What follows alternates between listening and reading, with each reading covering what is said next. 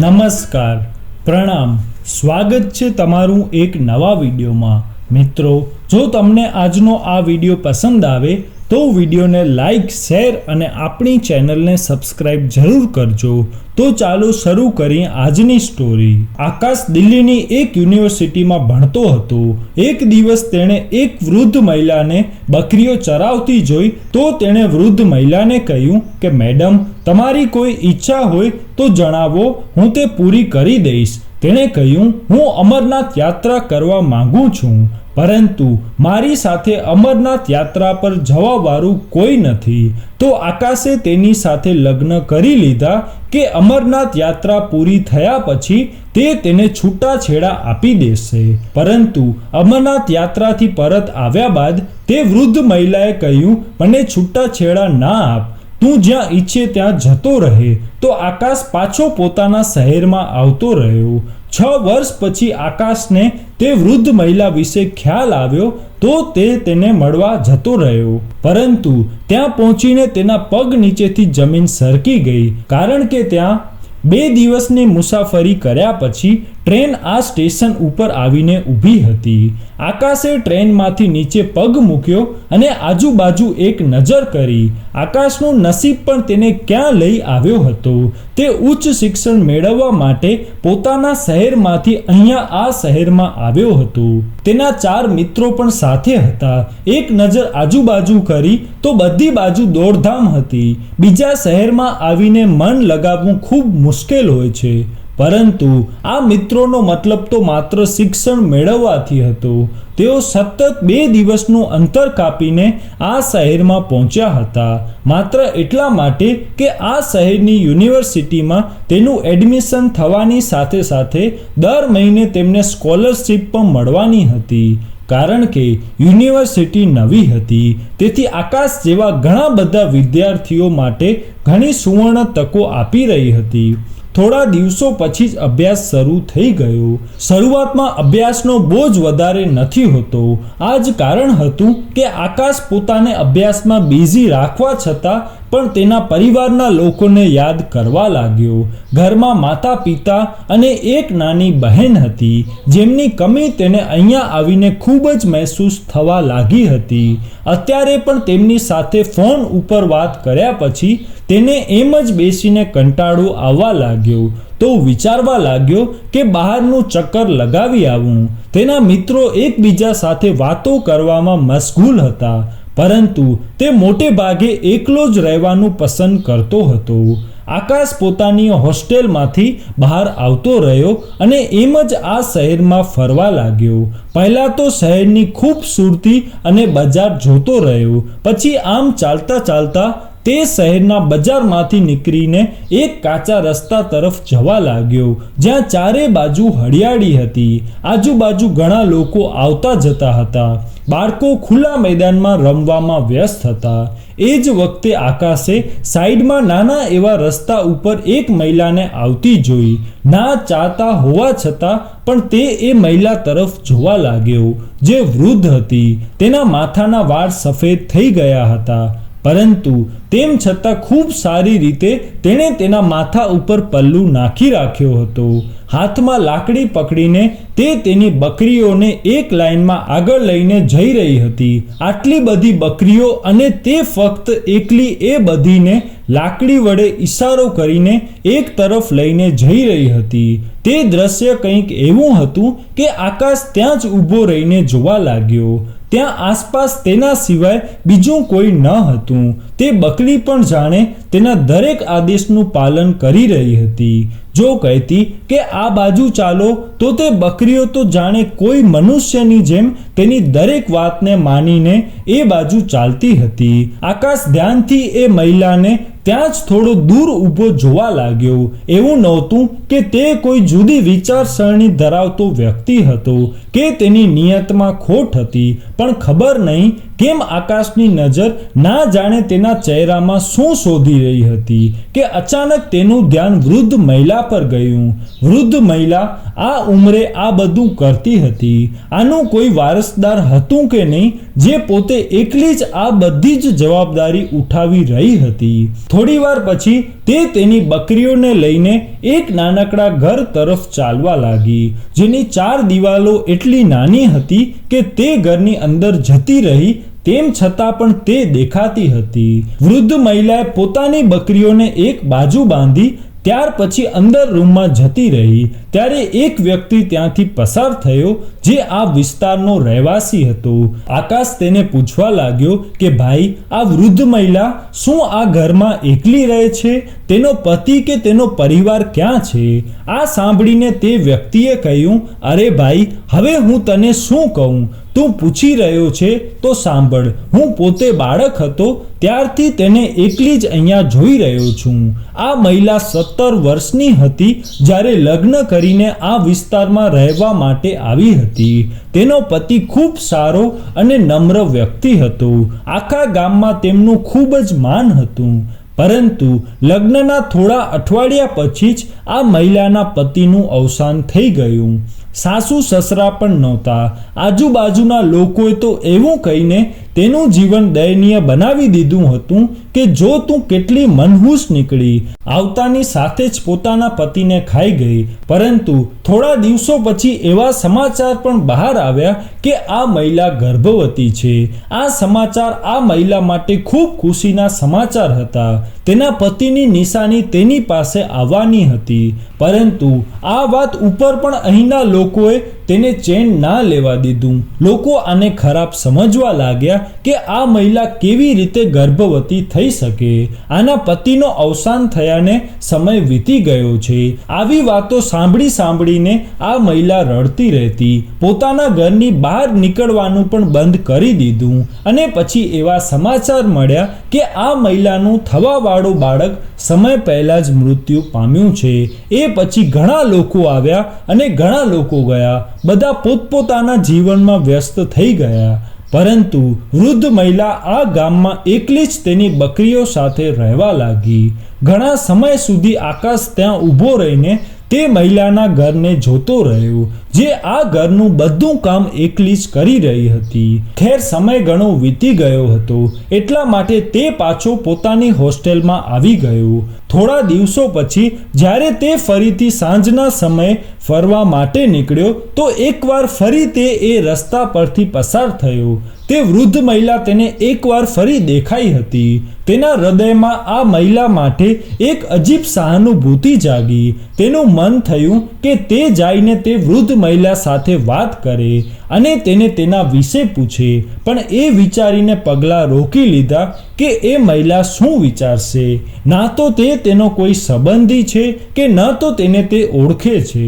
આ રીતે કોઈના ઘરે જઈને તેની સાથે વાત કરવી સારું નથી. ક્યાંક તે મહિલાને ખોટું ના લાગી જાય એમ વિચારીને તે ત્યાં જ આંટા મારતો રહ્યો. પણ તે ઘરની અંદર જવાની કે તે મહિલા સાથે કોઈ વાત કરવાની ક્યારેય હિંમત નહોતો કરી શક્યો.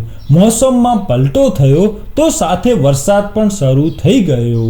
તે રાત્રે આકાશ પોતાની હોસ્ટેલમાં જ સૂઈ રહ્યો હતો, જ્યાં લાંબા સમય સુધી વાદળો ગર્જના કરતા રહ્યા અને પછી જોરથી વરસાદનો અવાજ આવવા લાગ્યો. તો તેની આંખો ખુલી ગઈ હતી. તે ઊભો થયો અને ઊભા થઈને બારીની બહારનું દ્રશ્ય જોવા લાગ્યો. આકાશમાં હજુ પણ વીજળીના ચમકારા થઈ રહ્યા હતા. ત્યારે તેને તે મહિલાનો ખ્યાલ આવ્યો જે એક નાનકડી ઝૂંપડી જેવા ઘરમાં રહેતી હતી. ખૂબ જ વધારે તોફાન હોવાથી તેને તે વૃદ્ધ મહિલાની ચિંતા થવા લાગી. એ રાત જેમ તેમ વીતી અને બીજા દિવસે અભ્યાસ કર્યા પછી તે વિસ્તાર તરફ જવા લાગ્યો. આજે તો તે કોઈ પણ સંજોગોમાં તે વૃદ્ધ મહિલા સાથે વાત કરવાનો હતો. ગઈ રાત્રિ કરતા આજે વાતાવરણ પણ સાફ હતું. સૂર્ય સંપૂર્ણપણે ચમકી રહ્યો હતો. જેવો જ તે તેના ઘરની બહાર પહોંચ્યો તો વૃદ્ધ મહિલાએ ઘરમાંથી માટીનો ગારો બનાવીને રાખ્યો હતો, જે એકલી પોતાની છતને તેનાથી લીપી રહી હતી. પહેલા છત ઉપર માટી લીપતી, પછી તે સીડી પરથી નીચે ઉતરીને ફરીથી માટી ભરીને ઉપર લઈ જતી. આકાશ ઘરમાં પહોંચ્યો અને વૃદ્ધ મહિલાને નમસ્તે કહ્યું. વૃદ્ધ મહિલાએ પણ હસીને નમસ્તેનો જવાબ આપ્યો.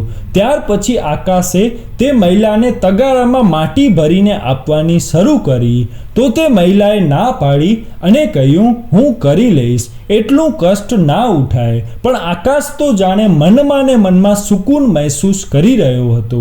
બધું કામ કરાવ્યા પછી તે ત્યાં જ જમીન પર બેઠો હતો. તે મહિલા આકાશ માટે ગોળની બનેલી ચા લઈને આવી હતી, જે પીધા પછી તો જાણે તેનો થાક ઉતરી ગયો હતો. તેણે હસીને વૃદ્ધ મહિલાનો આભાર માન્યો.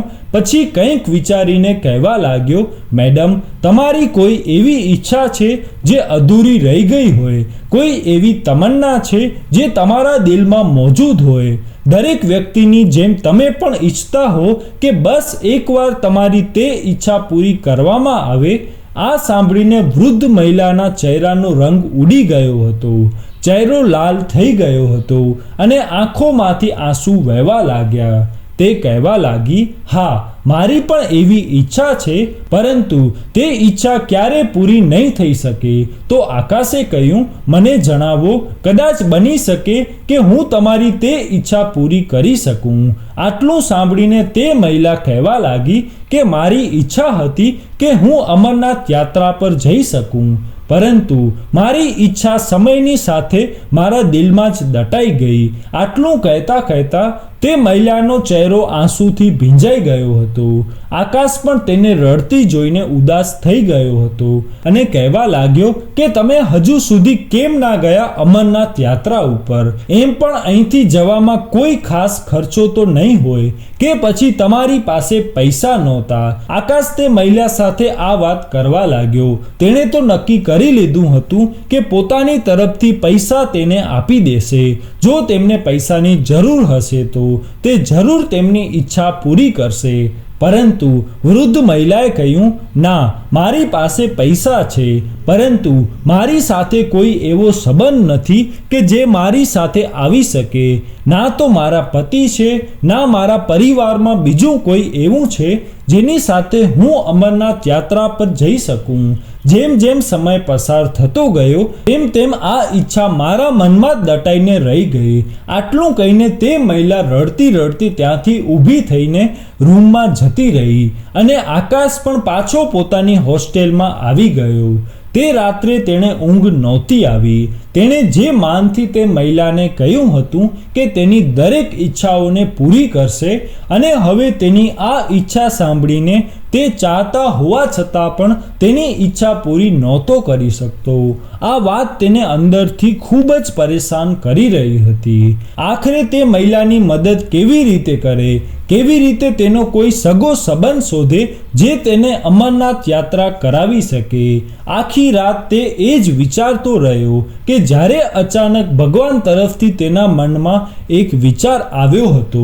તેના દિમાગમાં એક વિચાર આવ્યો કે કેમ તે મહિલા સાથે લગ્ન કરી લે, માત્ર એટલા માટે કે લગ્ન પછી તે તેનો પતિ બની જશે અને આ રીતે તેને અમરનાથ યાત્રા ઉપર પણ લઈ જશે.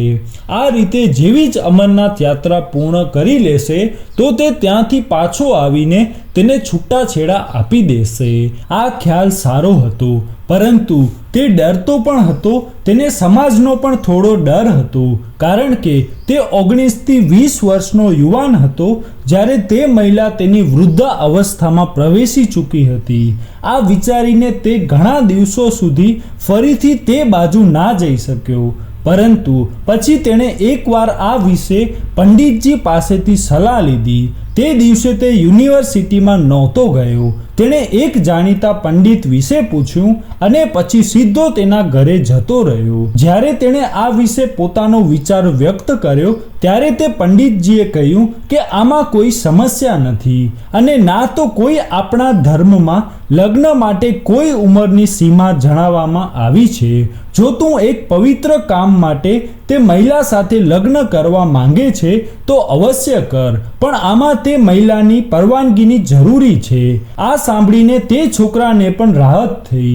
બીજા દિવસે તે જ્યારે મહિલાના ઘરે ગયો ત્યારે તે મહિલા પોતાની બકરીઓ માટે ચારો કાપી રહી હતી. તે છોકરાને જોઈને તેના ચહેરા ઉપર સ્મિત ફેલાઈ ગઈ. પછી તેને કહેવા લાગી કે જણાય છોકરા, શું વાત છે?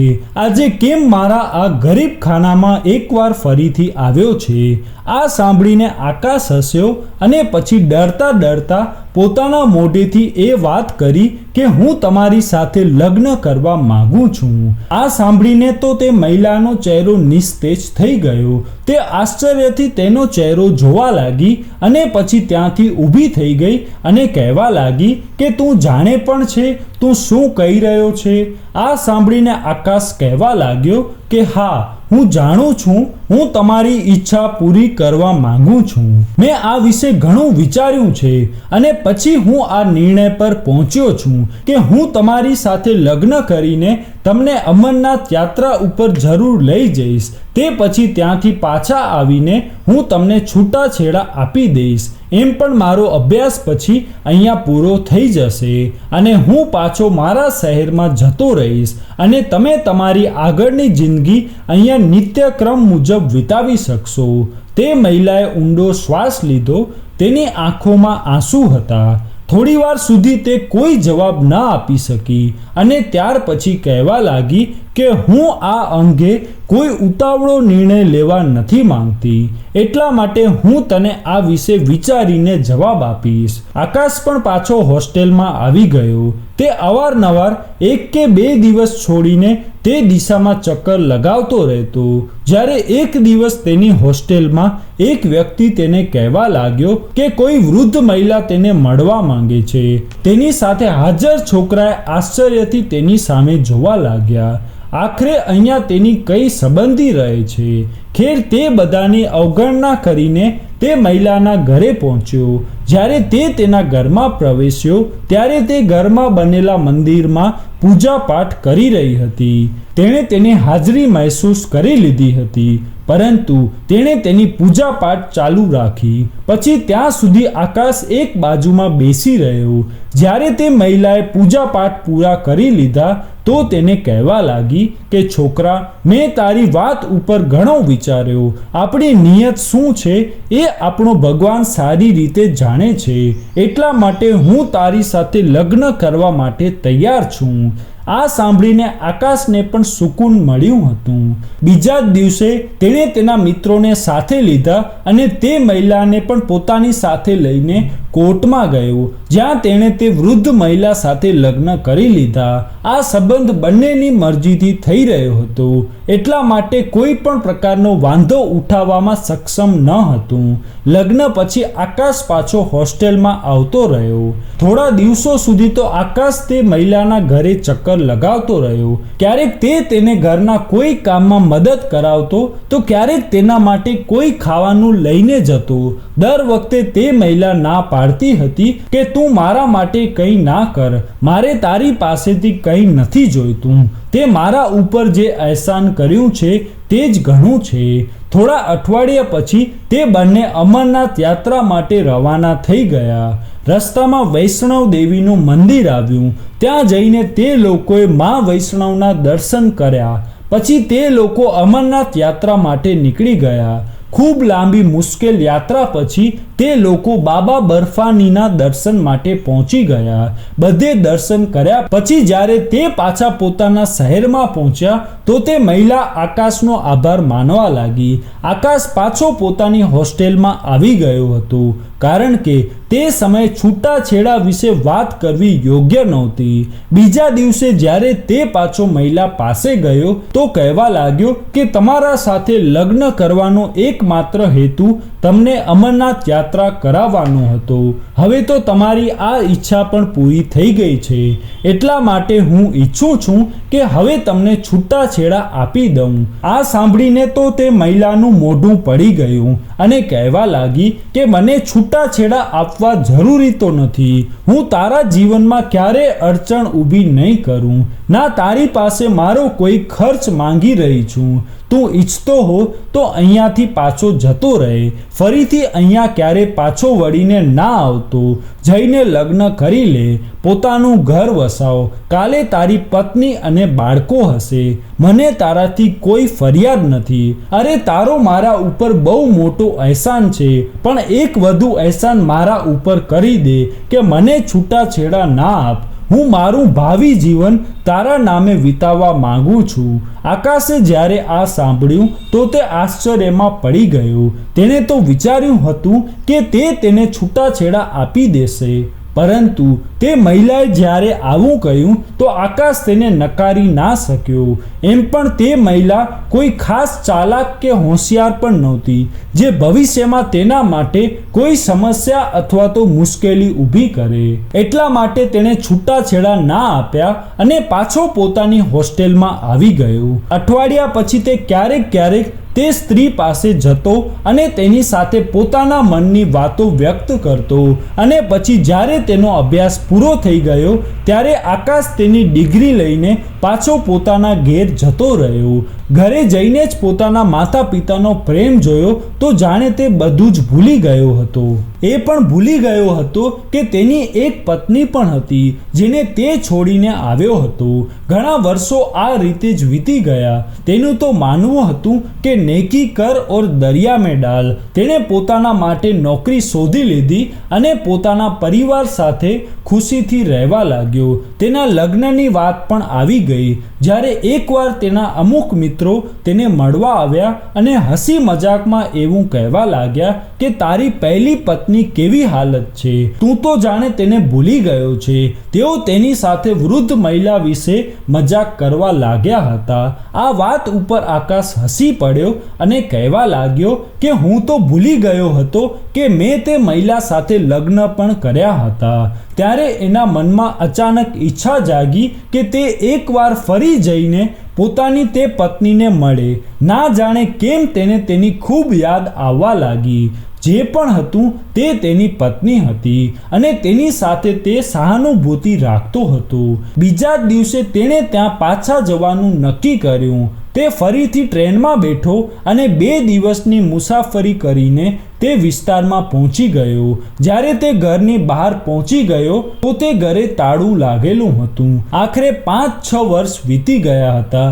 ક્યાંક તે વૃદ્ધ મહિલાનું કોઈ સંબંધી આવીને તેને લઈ તો નહોતું ગયું. આ વિચારીને જ્યારે તેણે આજુબાજુના ઘરના લોકોને પૂછ્યું તો જે વાત તેઓએ જણાવી તે સાંભળીને આકાશના પગ નીચેથી જમીન સરકી ગઈ. તેઓએ જણાવ્યું કે તે મહિલાનું તો 2 વર્ષ પહેલાં જ અવસાન થઈ ગયું છે. આખું ગામ ભેગું થઈ ગયું હતું કારણ કે બધા જાણતા હતા કે તે મહિલાએ અમરનાથ યાત્રા કરવા માટે આ છોકરા સાથે લગ્ન કર્યા હતા. ત્યારે જ એક વૃદ્ધ વ્યક્તિ જે આ વિસ્તારના મંદિરના પૂજારી હતા તે ચાલતા ચાલતા આકાશ પાસે આવ્યા અને કહેવા લાગ્યા કે આ લે તારી અમાનત. આકાશે જોયું તો તે ચાવી હતી અને કહેવા લાગ્યા તારી પત્નીની દરેક વસ્તુનો વારસદાર હવે તું જ છે. આ ઘર પણ તારું છે. તે મહિલાના અંતિમ સંસ્કાર પછી આ ઘરને તાળું મારી દીધું હતું અને એ ભરોસે હતું કે જો કોઈ તેનો વારસદાર આવશે તો તેને આપી દઈશ. આકાશે તે ચાવી લીધી અને પછી ના ચાહતા હોવા છતાં પણ ઘરનો દરવાજો ખોલીને અંદર દાખલ થયો. તેને એવું લાગ્યું કે જાણે અત્યારે પણ તે મહિલા અહીંયા બેસીને બકરીઓ માટે ચારો કાપી રહી હશે. જેમ તે તેને અંદર મળતી હતી. તેની આંખોમાં આંસુ હતા. તે ચાલતો ચાલતો અંદર ગયો અને રૂમનો દરવાજો ખોલ્યો. રૂમમાં હાજર તમામ વસ્તુઓ જેમ હતી તેમ જ પડેલી હતી. ત્યાર પછી તેની નજર એક બેગ ઉપર પડી. તેણે જેવો જ બેગ ખોલ્યો તો તેમાં અમુક કપડાની સાથે અમુક કાગળો પણ હાજર હતા જે જમીનના હતા, જેની સાથે એક પત્ર પણ હતો કે મારા પછી મારી આ જમીનનો માલિક મારો પતિ હશે. આ વાંચીને તો આકાશના હોશ ઉડી ગયા. તેણે તો વિચાર્યું પણ નહોતું કે તેની આ નેકી આ રીતે તેની સામે આવશે. તે જમીન તે મહિલાને તેના કાકા પાસેથી મળી હતી કારણ કે કાકાને કોઈ સંતાન ન હતું. તે જ તેની મિલકતની વારસદાર હતી. તે મહિલાએ પોતાની જમીન આકાશના નામે કરાવી લીધી હતી. તે બધા કાગળો લઈને ત્યાંથી પાછો પોતાના ઘેર જતો રહ્યો. આ પહેલાં તો તેણે પોતાના માતા પિતાને આ વિશે કંઈ નહોતું જણાવ્યું, પરંતુ હવે જ્યારે તેણે આ વિશે જણાવ્યું તો તેના માતા પિતા પોતાના પુત્રને ગળે લગાવીને કહેવા લાગ્યા કે બેશક તે ખૂબ સારું કામ કર્યું, ભલાઈ પણ કરી અને બદલામાં લાલચ પણ ના રાખી. આ જ કારણ છે કે ભગવાને તને આ ઇનામ આપ્યું છે. જ્યારે આ જમીનની તપાસ કરાવવામાં આવી તો તે જમીન દિલ્હીની નજીકની હતી, જેની કિંમત 3 કરોડ રૂપિયા હતી. આ બધું હવે આકાશનું હતું, જે માત્ર ને માત્ર તે મહિલાના કારણે જ તેને મળ્યું હતું. ભગવાને તેના પુણ્યનો બદલો આપી દીધો. બેશક પુણ્ય કાર્ય પછી તેને ભૂલી જ જવું જોઈએ, જે સારી વાત છે. પુણ્ય અને અહેસાનનું ફળ કોઈ આપે કે ના આપે, પરંતુ આપણો ભગવાન શ્રેષ્ઠ રીતે આપે છે. તો મિત્રો, આજનો આ વિડીયો તમને કેવો લાગ્યો કોમેન્ટમાં જરૂર જણાવજો. અને જો વિડીયો પસંદ આવ્યો હોય તો વિડીયોને લાઈક, શેર અને આપણી ચેનલને સબસ્ક્રાઈબ જરૂર કરજો. જય શ્રી કૃષ્ણ.